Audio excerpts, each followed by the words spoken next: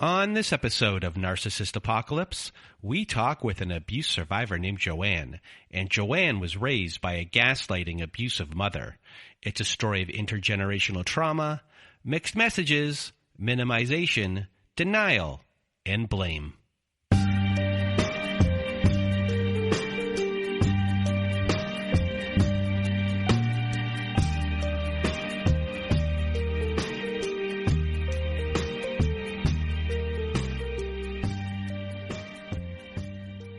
Welcome to Narcissist Apocalypse, everyone. I am Brandon Chadwick, and with me today we have Joanne. How are you? I'm well, thank you. How are you tonight? I am doing well, and thank you for asking. And if you want to be a guest like Joanne is today, please do go to our website at narcissistapocalypse.com.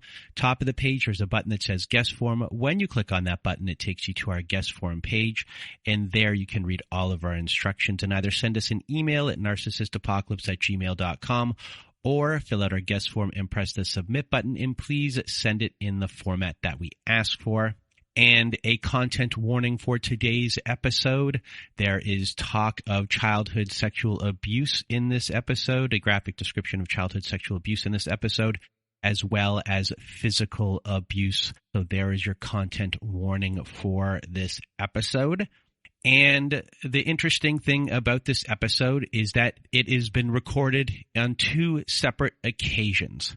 The first time we recorded was in 2019, and the second time we recorded was pretty much 4 years apart from the recordings. And this was a very early recording that we did, and it's a family episode. And at the time, we weren't releasing shorter episodes. And with this episode, I felt that there wasn't an ending per se, that it was kind of just abrupt. And I got a hold of Joanne, and we got back on the phone to really finish her story 4 years later, to really see what had happened since she went low contact with her mother. So a really big thank you to Joanne for being here with us today. And this is 4 years in the making, this episode. So now I'm going to get out of my way and your way. Joanne, the floor is now yours. Well, thank you. The first thing that I want to do is thank you for your show, because I have definitely found it very helpful, and I really enjoyed hearing everybody else's stories. And that's what made me want to come and talk to you about mine. So what I want to talk about is, I guess, my mom, and just to give you some background on my mother, because I feel like it's very important to my story to explain why I feel like my mother is the way she is. She was born with a pretty rare bone dysplasia that they actually didn't know what it was until she was older, but it makes her look very similar to someone who has dwarfism. So she is kind of short. She has short, long bones. So her arms and legs are a little bit short. But growing up, they were always trying to figure out what was wrong with her. They sent some of her bones and stuff off to France and I think Germany. And my grandmother kind of blamed herself because, of course, that was when people were taking thalidomide and everything. So my grandma didn't know if maybe she did it. Turns out she didn't. But my grandmother has some issues of her own, and she deals with mental illness. So back when my mom was growing up, my grandma, I've heard stories where she would take a bunch of pills and lock herself in her bedroom for days on end, and my grandma would just not come out and not do anything for my mom. My mom had to take care of herself and my uncles, and I think that really influenced who she is and how she grew up. My grandfather left when my mom was pretty young, and he went and started another family, and then quickly left that family and started another family. So she had her own issues growing up because she looked different. So she met my father when they were both young teenagers, and they very quickly got married. She was 17, he was 19. And of course, sometimes rushing into things isn't the best idea. and their marriage was one of those not so great ideas. But they stayed together for a while, and eventually, I came into the picture. Ta-da, makes sense, right? So growing up, I didn't know that there was anything wrong with my mom or anything. I thought she was a completely normal person. I thought she looked normal and everything. My first inkling that she ever looked different or anything was whenever I started elementary school, and kids started pointing that out to me because, kids find anything that they can to make fun of. So they would pick on my mom as a way to get under my skin. And I would go to my mom and I would ask her about that. And instead of her telling me, oh, don't worry about what people say or anything, she went in the complete opposite direction of, oh, yeah, you have to worry about what people say about you. And I can't believe that they're saying this about me. They're so mean. Don't hang out with them. Appearance is what really matters. Well, growing up with that was kind of strange. And my parents eventually got divorced when I was about 9. And that was probably for the best because growing up, I remember they were fighting continuously, constantly, all the time. But my father ended up having lots of affairs on my mom, and I think that really broke my mother's heart, of course, but they divorced, and that was for the best. He moved out not too far away. My mom started dating a friend that she had known for many, many years, and this friend of hers had a son. At this time, I'm about 9. The son's about 15. He ended up molesting me. I told my mom about it that next morning whenever she woke up, and she dealt with that the best that she could, I guess, dealing with that, but I will come back to more about that later. She ended up meeting my stepdad at 11, and I think that he's an enabler. He's got all of his issues and everything on his own, but growing up, she really isolated me, or I felt very isolated from my family. I have a pretty large extended family, but she used to get in fights with them or cause them to fight with each other. I remember her wagging her finger in one of their faces and saying stuff to them. There would be couples who never fought that would fight all the time. She would have people fight with my great-grandma and stuff like that. And so my family eventually decided they no longer wanted to deal with her. And because I was her daughter, they couldn't really deal with me without dealing with her. So they all cut contact with us. Eventually, they reached out to me once I was an adult. And I completely understand why they wouldn't want to have that toxicity in their lives. But unfortunately, it kind of made me feel like they abandoned me because now here I am growing up with this all on my own. I was also kind of isolated from friends. And geographically, we lived out in the middle of the woods, in the middle of nowhere. So my mom didn't really want to take me to friends' houses. Other friends' parents didn't want to take their friends over to us. So I didn't get to really hang out with people too much growing up. Whenever I did hang out with somebody, I would always remember how my mom looked different from everybody else, and I would always let them know, hey, my mom looks a little bit different. Please don't stare at her. I oftentimes got back, your mom really doesn't look that different. I don't know why you warned me. I was expecting something a lot different than what I saw. I was like, I'm sorry. She told me she looked different.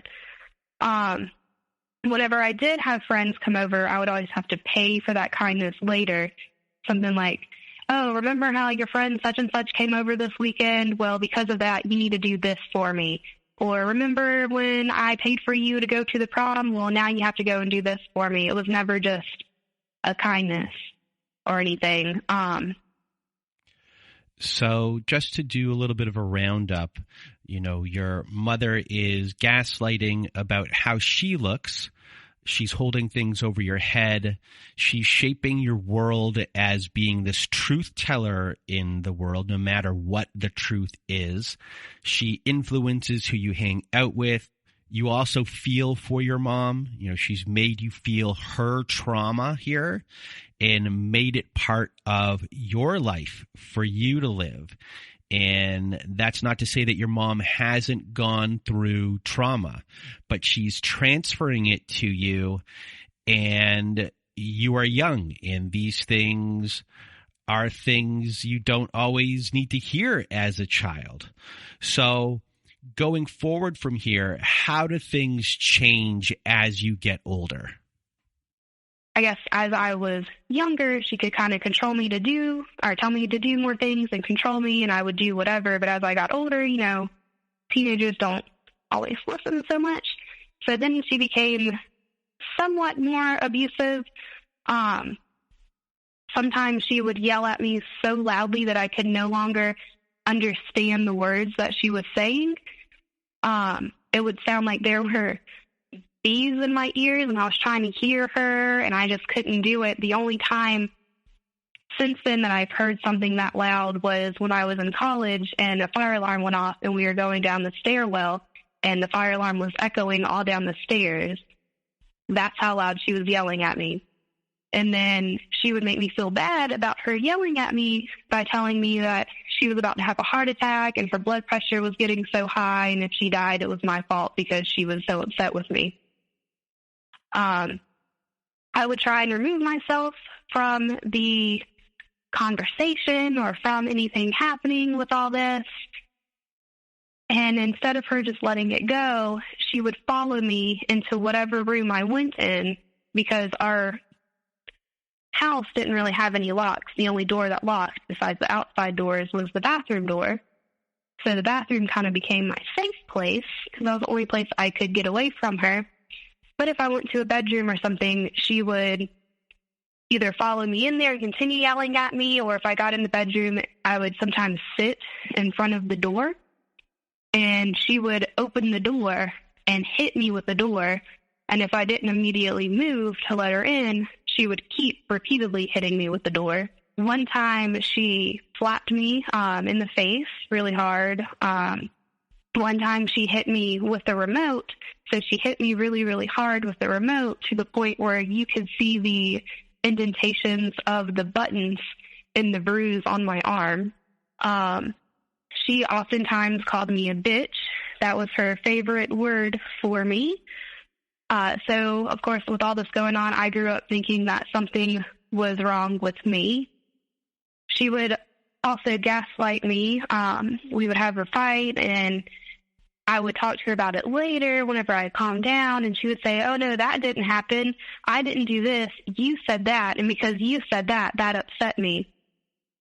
If she ever apologized to me, even her apologies, it'd be something like, oh, I'm sorry you felt that way, but I didn't do that, or you took everything that I said way too seriously, or, oh, I'm so sorry I hurt your feelings, but I only said that because you said this to me. And I'd be like, I didn't say that to you. And she'd say, yeah, you did. You just forgot that you said it because you were so mad. I understand. Sometimes I forget things when I'm mad too. I'm like, I didn't say that to you. Oh, yeah, you did, and you did X, Y, Z to me. And she would call all of her friends and tell them what I said. So her friends would be calling me, telling me I needed to apologize to her. Or when my father was alive, she would call him and tell him that I was so disrespectful and needed to apologize to her. Or she would sometimes call her mom, and my grandma would call me and tell me I needed to apologize to her. So she would just call all these people and tell them how horrible I was and I needed to apologize. When I was 16, I finally got tired of all of that, and I moved in with my dad.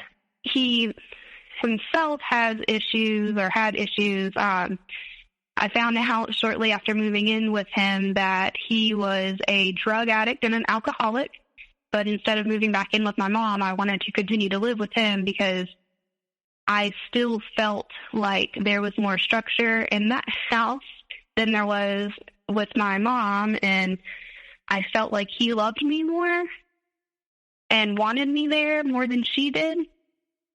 But unfortunately, he passed away quickly after I moved in with him. And then my mom kind of tried to sexualize my relationship with my dad. Right before he had died, he had, it sounds so stupid, but he had bought me like a pack of underwear because I think I mentioned to him that I needed some new underwear. And my dad not paying attention, it turns out he accidentally bought me thongs. But my mom went on and on and on about that and how that must mean that he wanted to have sex with me and all this other stuff. And I'm like, no, I really don't think he did. And she would just continue to tell me, yeah, he did. That's the only reason he could have ever done that. It clearly says that on the package. And then she started telling me all these weird sexual things that my dad was into that I really didn't need to ever know. And once I knew it, I couldn't unknow it. And she would, I guess that was another time of her trying to gaslight me. Well, then once he died, instead of it being like, oh, let's grieve him together or anything, I couldn't even grieve him because I had to stay strong for her. You would think that the love of her life had just passed away or something. She cried endlessly for about 2 weeks, all during his memorial service and everything. And I couldn't grieve until I finally went to college. And I ended up talking to a counselor. But when I went to college, she tried to take any kind of accomplishment or anything that I ever made away from me. She would try to tell me that the only reason I made it to college was because of her, or the only reason that I got a full ride was because of her, because of all these people that she called to get me scholarships, when in reality, I worked my butt off my entire life to try and go to college, and I worked my butt off to try and get these scholarships. But she didn't see that. She just saw she called one person one time, and now I couldn't go to college if it wasn't for her, and I should always do everything that she ever asked to repay that. So she's blaming health issues on you with this blood pressure thing. She's following you into rooms, which is, intimidating. She's not respecting your space as well. Physical abuses are going on. Gaslighting is going on. She's calling you a bitch. She's minimizing. She's denying. She's blaming. There are faux apologies that are going on, not real apologies that are happening. And then there's smear campaigns that are going on when it's related to her friends. And this gets reinforced by people telling you that you need to apologize to her. You have your dad dying, and she takes it over for herself. And it's like she's denying you and your feelings. She's kind of, really hijacking this situation, part of a denial of everything and the minimization, denial, and blame of things. This is the denial of it all. She's taking your accomplishments that you are getting and using them as her own. She's really trying to rob you of your sense of self and who you are. And she's setting you up for being, ungrateful. We hear that a lot in our episodes where parents think that their child is ungrateful, and they try to hark back to those things. And now you are about to get this big aha moment into who your mom really is. And you're about to find out that her actions and what she did that you thought were good, but the underlying things and how she was really feeling really didn't add up. And this goes back to when you were assaulted. So walk us through this. Walk us through what happened here. My first, I think, weekend back from going to college, she was on the phone with her friend. And if you remember my aside earlier where I got molested, she was talking to her friend about how she really wished that she could have been in a relationship with the man she was with at that time that I was molested, but she couldn't be in a relationship with him anymore because I had to go and get molested by his son, and she couldn't be in a relationship with somebody whose son molested their daughter. Not, oh, are you okay? It was, oh no, you cost me this because that happened to you. Basically, anything that I've ever done in my life, she's tried to take it and make it hers. So here you get this event where you hear that your mom is doing the right thing, but it's not like she's doing the right thing for the right reason at all. Instead of feeling for you, she's still thinking of herself, really, which many people who are listening must be going through too. I'm sure there's a lot of people that resonate with what you're hearing right now. And it's a painful thing to realize when it is coming from your parent. And you also wrote to me that your eyes got opened around this time as well through a college roommate of yours who noticed that you were also going home to tend to your mom because you felt like your mom needed you and your mom was getting sick all the time, but doctors never found anything. And these things would always happen when you had a big test or exam or a paper due. You know, she was controlling you from afar. She played the guilt card and the victim to get you to do these things. And your roommate really took notice of this. And it really helped you to start seeing things a little better, that the fog, the fear, obligation, and guilt, the fog that was going on started to clear. So she's controlling from afar and pulling the puppet strings when she wants to, and she's making everything you've ever done hers as well. So you do end up in a relationship and your mom will start to try and get her hands in there and interfere as you get older. So tell us about this. My husband and I have actually known each other and since second grade and been friends since middle school. We finally started dating in college. Once we were out of college, we got engaged. And she ruined our engagement, basically, or she tried her best to, because apparently we had kind of discussed it, and we had decided, or I guess I had decided that I wanted to use my dad's ring that he had given my mom because I always thought it was pretty and I thought it was a good way to have something from my dad when I had nothing from him.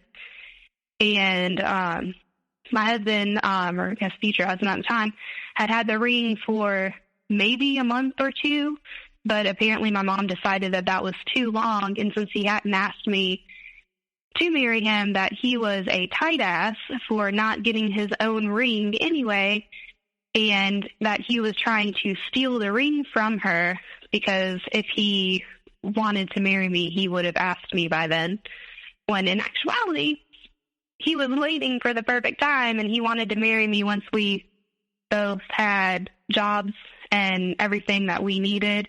And he also wanted to custom design a ring and just use the diamond from her ring. That way he could give her the ring back because he was going to get the cubic zirconium in it, and then we would, both have our respective rings.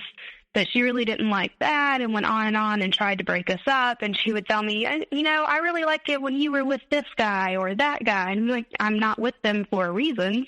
And then whenever I walked out of the house after she was going on about my husband, she was like, oh, I'm sorry. I didn't know you were there. Well, yeah, you did. You could clearly see my car out the window that you were looking out of while you're talking to my neighbors, and you knew that I worked night shift the night before, so there's no way I wasn't home.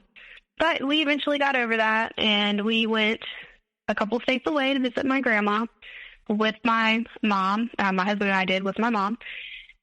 And there was one time where she got upset because she decided that I didn't love her enough because I didn't get her the most expensive Christmas present. She would go around to all the stores where she decided we would get things and would look up the prices to see. And if anybody's gift was more expensive than hers, then obviously we loved her less than everybody else. And she was about to physically harm me again. And my husband came out from the room after she started yelling at me and made sure that she didn't lay a finger on me and tried to defuse the situation. So then she kind of spat in our faces that he was my little watchdog. And ever since then, she cannot stand my husband because he doesn't play her games. He doesn't let her do any of the manipulative things that she wants to do.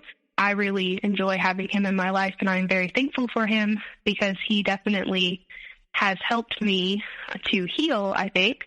But even whenever we did finally get engaged, she tried to take that accomplishment as well. She started off saying, oh, well, you can only do that because, and I stopped her and I said, because of what, Mom? What did you do?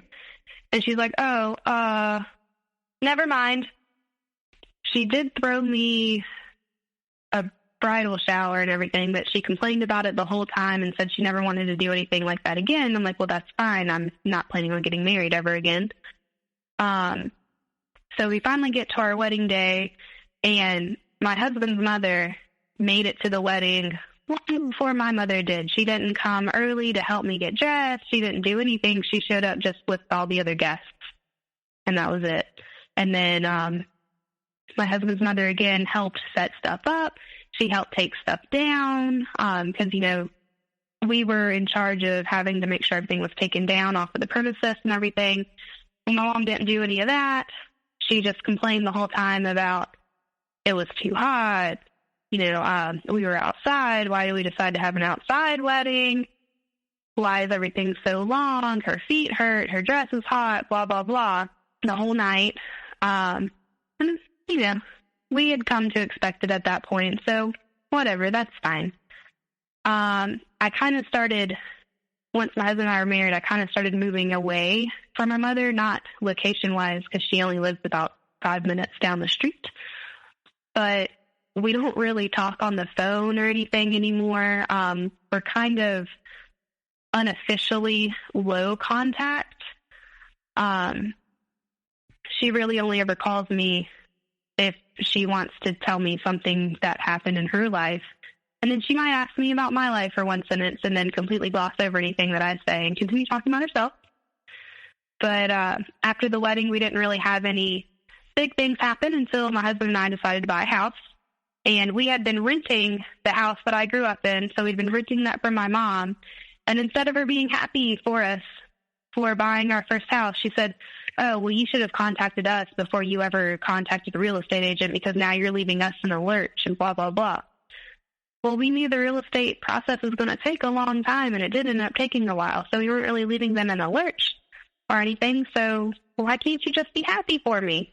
Well, then we get to my husband and myself being pregnant. We told my mom that we were pregnant, and she again started with, oh, you can only do that because, and my husband was done with it at that point. He's like, because what? You didn't do anything to make us pregnant. The day finally came for me to have the baby, and I ended up having to be induced, and my mom went through a similar kind of thing when she was having me, that she ended up having to have an emergency C-section. Well, she decided that me being induced and having the baby was taking too long, and she was bored at the hospital, so she decided to leave with my stepdad, and they needed to go take care of their dogs because their dogs were so confused because they weren't there for a couple of hours. So they leave, and I just know something's going to happen as soon as she leaves. And of course it does, and I end up needing to have an emergency C-section as well. And I really wanted to talk to her. Since she had had one, I wanted to have some kind of reassurance. So I asked, is my mom here? And of course I get the news that no, she left to go take care of her dogs. And my husband and my mother-in-law and my father-in-law are all trying to call her and my stepdad to say, y'all need to get back here. She's going to have major surgery. And she gets back there right as I'm being rolled back. And her words are, oh, I hear you were wanting your mommy. So here she is making fun of me while I'm about to go back to surgery, not knowing if I'm going to be able to survive this or not. And she's making fun of me for wanting her in that moment. So here's a moment where your child is born, you're going through a lot at the hospital, and all you want is your mom, and your mom is making fun of you. And based upon listening to your story so far, you are someone that has these mixed messages growing up, and you love your mom. And at the same time, your mom has not been the kindest to you. And this is a moment where you really need your mom, and you're not getting what you need from her. She's not being a mother in these situations, and it has to be extremely painful to go through moments like this, where these are the times that you really need someone who, in a way, says that they're on your side, but then in these moments, they just kind of abandon you. And that must be hard to figure out. and hard to comprehend. So are you able to, discern what's going on? Do you have conversations with a therapist or your husband about these things? Because you've been gaslit for so long, it has to be confusing. So what's going on with you here in understanding what's happening? So my husband actually helps me a lot. He is very open to listening to how I'm feeling and what I'm saying and everything. So he helps me cope. I'll be able to ask him, hey, am I overreacting if I'm thinking this way? And he'll tell me, yeah or no, or are you sure she meant that? A lot of times whenever I talk to my mom, I'll have him near me, or I might have her on speaker where he can hear what she's saying too, and I'll kind of cut my eyes at him whenever she says something crazy to see, I just heard that, right? She did say that, but I don't see a therapist or anything at this point in my life. But I do feel like my family really helps me, both my husband and our daughter. They really ground me, and I know I don't want to be the way that my mother was when I was growing up. So basically any decision that I make or anything I think about, is this what my mom would do? And I try and do the opposite of that. So have you ever caught yourself doing something that your mom has said or done? And if so, does that frighten you? Normally it's whenever my husband and I argue or something. There's a little voice at the back of my head that's like, if you really want him to do this or say this, all you have to do is say this and he'll do it. And then I'm like, no, little voice in my head, I don't want to do that. I don't want to be that way. I don't want to manipulate him. I want him to make his own decisions and be however he wants to be, because in a relationship, it's not just what I want, it's what we want. Sometimes it still slips out, and then I'm like, dang, that sounded just like my mom. I need to cut that out. And then usually I'll apologize to my husband and say, I'm sorry, my mom just came out. Wanting to make sure my daughter has the best life possible really fuels me, because I want to do everything that I can to make her happy and healthy and make sure she knows that she's loved, because growing up not really knowing if you're loved is really difficult. And I still have some issues with that sometimes. And I've asked my husband on occasions, why doesn't my mom love me? Why can't she be like your mom, where she just does stuff for you because she's your mother? Why does everything have to be contractual? So this was the part of our recording where we pretty much ended our recording, in that Joanne was in low contact with her mother and just dealing with things at that time 4 years ago. But now Joanne is back with us here right now to tell us how the last 4 years has gone with low contact. And I know that your mother did pass away in this last year, very recently actually. And I'm very sorry that that happened. And I know that there's a grieving process that was going on. And I know that you reconciled with your mother very recently as well. And that you had one grieving process already when we began our recording, and now you're going through a second grieving process right now. So I guess, first of all, I'm very sorry that this has happened. My condolences to you. And I guess tell us what has happened in the last 4 years as far as, understanding what's happened, the reconciliation between you and your mom. So I guess walk us through all of this. Like I said, we went low contact with them and would just tell them things that they needed to know. We would contact them for like Mother's Day, Father's Day, birthdays, things like that, to see what was going on, or if something happened to a family member, like my mom's mom. We would talk anytime there was anything going on with her. So Yeah, so in that whole low contact state, I think that I was really able to work on myself because I was able to see my husband and his family and how they interacted. So my in-laws have really been like a rock for me. I did a lot of reading on different personality disorders and reading up on like children of parents with personality disorders and trying to see how I related to that and to try and, stop different behaviors. You know, how you see something long enough, hear something long enough, you believe it. I wanted to make sure that I stopped doing that.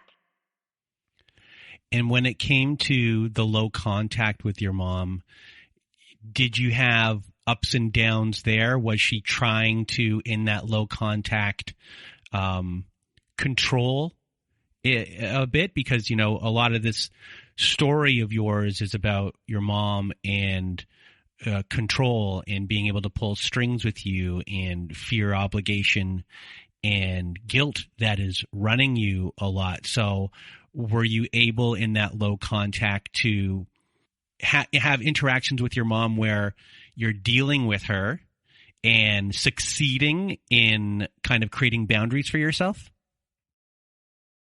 Yes, I would say so, especially once we moved into our own house, because then at that point she had nothing that she could hold over me, and I was able to kind of not be so angry anymore with her after being able to step back for a while. And I'm actually really happy that I was able to get over some of the anger, because I think that has helped me as a person as well, so I don't hold on to things like I used to. And I feel like the low contact really did help us, because once she realized she could not have anything over me, could not control me with anything, she didn't try so much because there wasn't anything for her to try and fool. So were you able to have conversations with your mom and reestablish your relationship? Were they deep conversations about what happened, or was it kind of, bygones be bygones and you just started anew? We kind of did bygones and start anew. She told me at one point, I guess we did have one deep conversation where she kind of just apologized for everything, and that was once she saw me as a mother with our first child. She just pulled me aside one day and she was like, I'm sorry about the way I treated you when you were younger. You are a really good mom, and I'm so proud of you. And I really appreciated that, but at the same time, it made me feel, I don't know, kind of strange, because it's one of those moments where it's like, you've dreamed about this moment for so long, and then it's actually happening, and you don't know what to do in that moment. But at that point, we kind of let bygones be bygones, and we did try to start fresh. We were actually making progress. We weren't the closest mother-daughter pair. My mom kept telling me she wanted to be closer to me, and I saw that maybe happening one day, but I wasn't ready to completely trust her yet at this point. But I did want my children to have a relationship with her, and that was one of my driving reasons of developing more of a relationship with her, because I wanted them to kind of choose who they wanted in their lives instead of me saying, no, you're not going to have this person. I wanted them to get to know her. So we had really supervised visits with her where she would visit the kids and everything, and it was nice seeing her because she was a good grandma. I could see some traits that kind of came back sometimes, like she was very, very jealous of my kids and their relationship with my mother-in-law, but when she came over, she would always bring them lots of presents and everything. So that was interesting, but I was liking that we were getting closer together again, because, being a child of someone with this kind of personality disorder, I guess I can't speak for everybody, but in my, view, I always wanted my mother's love. I craved it. I wanted it. That was something I always dreamed of having, and it looked a little bit different, but having the second opportunity to get that mother's love was really nice to me. And I probably have rose-tinted glasses on right now, since she did just pass away. But I did feel like our relationship was growing more in a mother-daughter kind of sense. Not everyone goes no contact with their parent. And right. A lot of the time, most of the time, the child, like you and many others, still loves their parent. And you were able to leave the situation and create boundaries for yourself and slowly get yourself back into a spot where you were seeing her and you had these boundaries and you created this way of having a relationship with her where slowly more trust could be built over time. And you never know what the end result would ever be. It could have blown up in your face, but you got it to this point where, you got to see this caring version of your mom and this good grandma before she passed away. And I'm happy for you that you got that. And the unfortunate part is, you grieve the childhood that you never had in right. in a big way. And now you are getting there and you got this feeling, and now your mom has passed away and you're grieving again. So how has that process been? It's been really tough. It's definitely not something I was prepared to go through or wanted to go through. I was actually talking to one of my friends not too long ago and helping her through a similar family situation. And she told me, I think I'm the only person that I could ever tell this to, but I just want my father to die. I just think my life would be so much simpler without him in it. And in that moment, I sat there and I thought, that's not how I feel in my situation at all. Like I really miss her. I feel like I mourned her for years and years. I mourned her even when we were low contact and everything else. I mourned when I got to see how my husband was with his family and how I wished that I had that. And then, like you said, we were building this up again, and she passed away, and now there's nothing.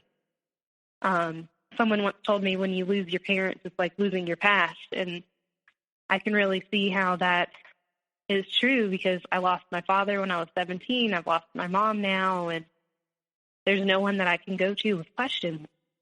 No one that I can ask, about myself or how they were feeling when I was a kid or how this happened or anything like that. And once again, there's no way for me to have that love that I've always wanted. So, this story of yours is now 4 years old with me and you. And, when I listened to and started re-editing the recording from 4 years ago and talking with you now, it's weird to me in the sense of, I'm hearing the story of how you were, how you grew up and everything that you went through. And now to hear, with your mom's passing and reconciling and all those things, it's going to be an interesting episode to put together where you kind of have these two different stories that are going on. So how do you feel about this? Because, in one way you're mourning your mom and there's also this other part that happened. And I'm about to stitch together an episode where you're doing the mourning and I'm also going to be talking about what has happened in the past. And that's a difficult thing. And I've thought about, is this the right thing to do right now with you? So how do you feel about this? I mean, if this can be helpful to anyone else, I would like to be able to help them. I personally probably will not listen to my episode right now. Maybe that's something that I can do in the future to see if that can maybe be therapeutic in a way. But right now I think it would just, make me really sad, because right now I don't want to think about the bad times. I want to think about, the good times, the happiness that we had at the end, and everything that we were working on. But I do feel like those sides of the story are important because they are both me. And even though you gave me some words of wisdom 4 years ago, let's use the ones from today. So what are your words of wisdom for everyone listening? I feel like definitely stick to your boundaries, even though sometimes it can be really hard to do so. I think they do help. I think once my mother realized I had these boundaries and I wasn't changing, she was able to bend along with me, and we were able to figure out what to do and how to live with each other. Well, Joanne, I really want to thank you for being here with me today and 4 years ago.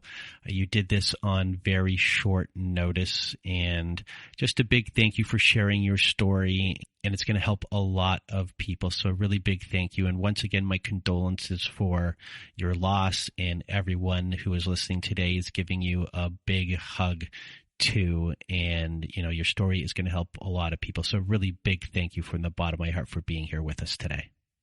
Well, thank you. I appreciate it.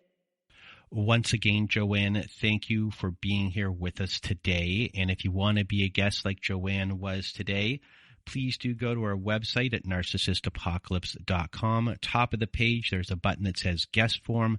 When you click on that button, it takes you to our guest form page. There you can read all of our instructions and either send us an email at narcissistapocalypse@gmail.com or fill out our guest form and press the submit button. And please do send it in the format that we ask for. And if you are someone that needs support, we here at Narcissist Apocalypse have a support group. So at narcissistapocalypse.com, top of the page, there's a button that says support group. When you click on that button, it takes you to our very own safe social network. And inside, you'll see that we have Zoom meetings every Wednesday night, Thursday afternoons, and Saturday nights. We also have forum boards for you to post on and get the validation that you need from survivors just like you. It is a wonderful group of people on there, and you can share your experiences and make friends as well. So if you need support, join our support group today. And if you need even more support, please do visit our friends at domesticshelters.org. At domesticshelters.org, they have articles and resources to help you make sense of what you are dealing with. They have every phone number and email address and web address for shelters and agencies, no matter how big or small the town you are in. Domesticshelters.org has it there. It is a wonderful free resource and organization. So if you need extra support, please do go to domesticshelters.org.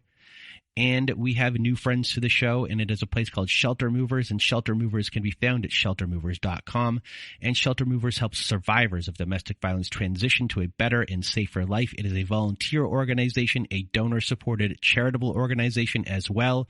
It is currently only in Canada, but they are looking to move into the United States. And what they do is they help coordinate moves for people who are getting out of domestic violence. They help you to safety and get all of your things out of your home and into storage, all of your belongings into storage, and they can do this for your pets and livestock too.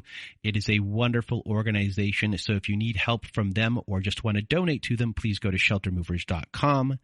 And that is it for today's story. So for myself and Joanne, we hope you have a good night.